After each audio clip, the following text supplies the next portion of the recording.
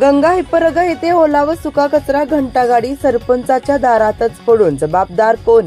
गंगा हिप्परगा येथील ग्रामपंचायतीची ओला व सुका कचरा संकलनासाठी वापरण्यात येणारी घंटागाडी सध्या सरपंचाच्याच घरासमोर अनेक दिवसांपासून उभी असून ती झाडाझुडपांनी पूर्णपणे वेढली गेल्याचे धक्कादायक चित्र समोर आले आहे।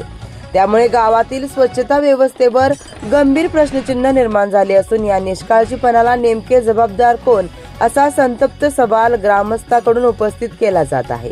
गावातील नागरिकांकडून नियमित कराच्या माध्यमातून स्वच्छता शुल्क आकारले जाते, मात्र प्रत्यक्षात कचरा संकलनासाठी असलेली घंटागाडी वापराअभावी पडून असल्याचे दिसत आहे।